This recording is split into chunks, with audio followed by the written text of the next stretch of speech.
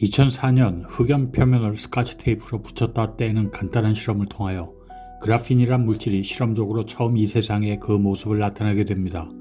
그리고 1991년에 이미 세상을 떠들썩하게 만들었던 카본 나노튜브가 별다른 응용처를 찾지 못하던 시기라 그래핀에 대한 기대는 그만큼 더 크게 부각되었습니다만 여러가지 문제로 그것 또한 지금까지 연구의 대상일 뿐이었습니다.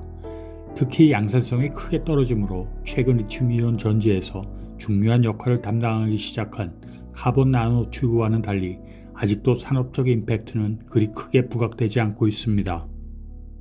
오늘 영상에서는 그래핀의 문제점과 그를 극복하려는 노력들, 그리고 현재의 상황에 대하여 알아보겠습니다. 자, 테크 트립을 시작하겠습니다.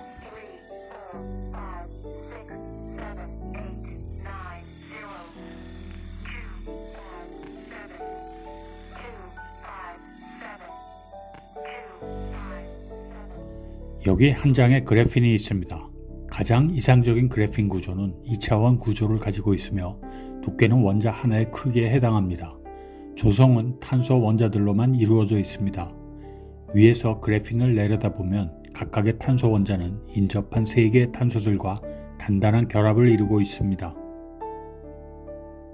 화학자들은 탄소 원자로 이루어진 2차원적 물질들을 자유자재로 합성할 수 있으나 탄소 개수가 수십 개 이상으로 증가하게 되면 합성 자체가 매우 복잡해지고 어느 시점부터는 용매에 녹지 않게 되므로 전통적인 합성 방법으로는 그래핀과 같이 탄소 개수가 많은 물질들의 합성은 불가능해지게 됩니다. 그러므로 그래핀의 제조는 플라스크에서 반응을 시켜 합성을 하는 유기화학적 방법이 아닌 케미컬 베이퍼 디파지션이란 방법을 사용합니다. 고순도의 구리포일을 기판으로 사용하고 그 기판을 고온으로 유지시킨 상태에서 메탄가스를 주입하면 메탄 분자는 구리포일 위에서 탄소와 수소의 원자 상태로 분해됩니다. 수소 원자들은 탄소와의 결합이 끊어지면서 수소 원자끼리 새롭게 결합을 이루고 수소 분자로 날아가 버립니다. 탄소 원자는 고온 상태의 구리포일에 녹아 들어가게 됩니다. 다르게 표현하자면 탄소 원자는 고온으로 가열된 구리포일에 높지는 않지만 어느 정도의 용해도를 갖고 있으므로 마치 설탕이 물에 녹는 것과 유사하게 구리포일에 용해되게 됩니다. 메탄 분자가 지속적으로 공급되면 이러한 과정이 반복되면서 다량의 탄소 원자가 구리포일에 녹아있는 상태가 되었다가 이제는 탄소 원자 간의 결합이 생성되기 시작합니다. 왜냐하면 모든 원자들은 헬륨, 네온 등의 불활성 기체를 제외하고는 원자 상태로 있기보다는 가능하면 원자끼리 결합을 하여 좀 더 안정한 형태로 존재하기 원하기 때문이기도 하며 탄소 원자의 농도가 높아지게 되면 높은 농도의 소금이나 설탕이 결정으로 석출되듯이 탄소 원자들도 자기들끼리의 결합을 통하여 안정한 물질로 석출되는 것입니다. 이러한 과정을 통하여 구리포일 위에 고체 상태로 석출된 물질이 결국은 그래핀인 것입니다.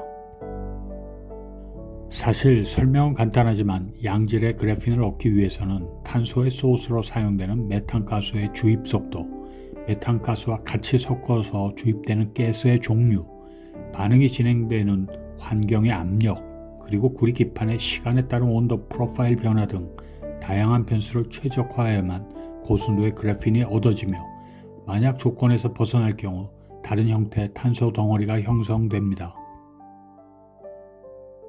일반적으로는 다결정 형태의 그래핀이 얻어지지만 구리 기판을 1000도 이상에서 단결정으로 변형시킨 후 그 위에 그래핀을 합성할 경우 상당히 큰 단결정 형태의 그래핀을 얻을 수 있는 방법들도 있습니다.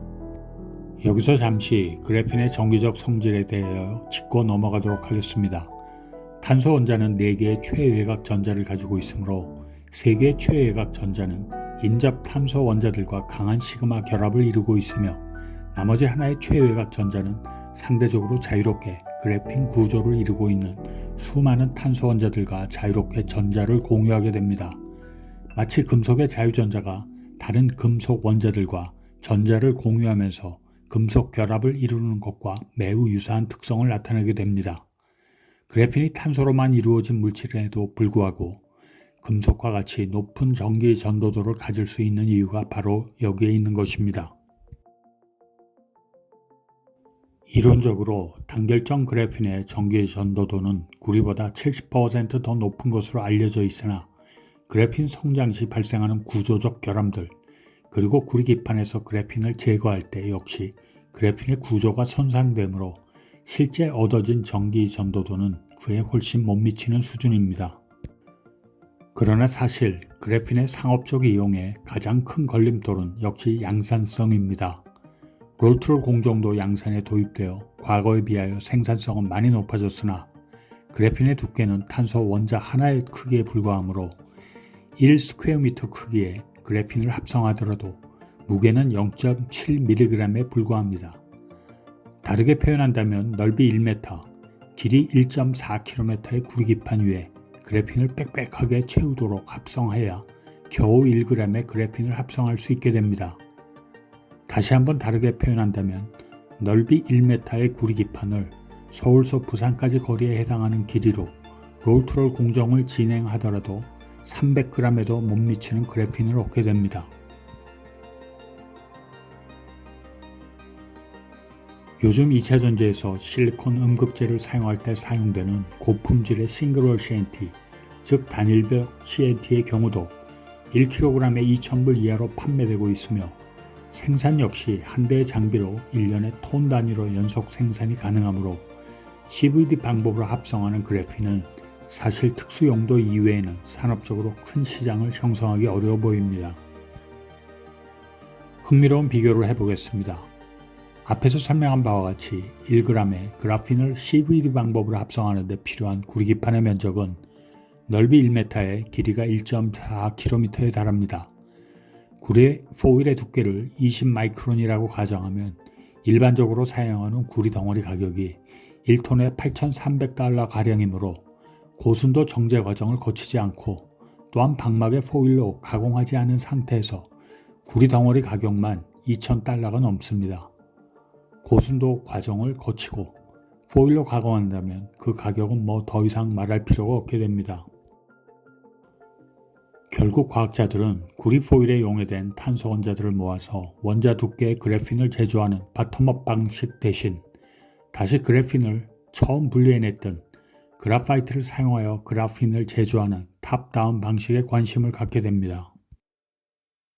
방법은 간단합니다. 수많은 그래핀들이 차곡차곡 쌓여서 형성된 형태를 갖는 그래파이트를 화학적으로 파괴하는 것입니다. 자, 여기 그래파이트, 즉 흑연 덩어리가 있는데 이것을 플라스크에 넣고 산화제로 처리하게 되면 그래핀 층들이 탄소로만 이루어져 있는 2차원적 구조가 파괴됩니다. 일부 탄소에 산소 원자가 달라붙기도 하며 일부 탄소 원자는 반응하여 소실되기도 합니다.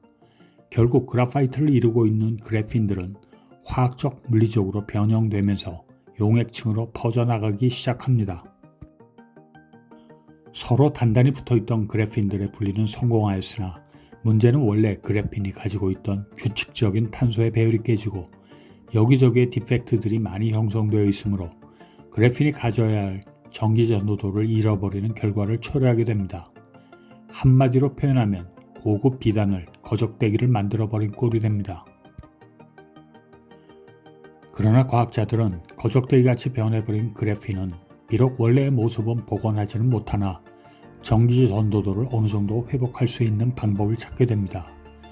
그래핀층을 분리하기 위하여 사용한 화학적 방법은 결국 그래핀을 산화시켜버렸으므로 그래핀으로의 회복을 위하여 환원을 시키면 됩니다. 산화되어 손상된 그래핀의 산소 원자들을 제거하기 위하여 이번에는 환원제 투입과 고온 열 처리를 통하여 어느 정도의 전기 전도도를 회복하게 됩니다. 그래핀을 무게 단위로 판매하는 회사들은 대부분 이런 방법을 사용하여 그래핀을 제조하게 되는데 엄격히 표현하면 더 이상 그래핀이 아니고 기술적 용어로는 환원된 산화 그래핀이라고 불리게 됩니다. 그러므로 이런 파괴적 방법을 사용하면서도 기술적 난제로 남아있는 그래핀의 대량 합성을 성공했다고 발표하는 회사가 있다면 여러분은 그것이 의미하는 바를 꼼꼼히 체크해 봐야 사기당할 위험성이 크게 줄어들게 됩니다. 이렇게 제조된 환원된 산화 그래핀은 삼성 SDI에서 리튬이온 2차 전지에서 실리콘 음극재를 사용할 경우 안정성을 부여하기 위하여 실리콘 입자들과 혼합하여 사용하고 있습니다. 서서히 그 용도를 찾기 시작하는 것입니다. 개인적 생각으로는 앞에서 설명한 방법이 아니라 원래 그래핀의 정기적 성질과 형태를 대부분 유지하면서 그래핀의 대량 합성이 가능한 방법을 찾는 것이 불가능한 것이 아니라고 생각합니다. 단 전혀 다른 출발점에서 시작해야겠죠. 오늘은 여기까지입니다. 안녕히 계십시오.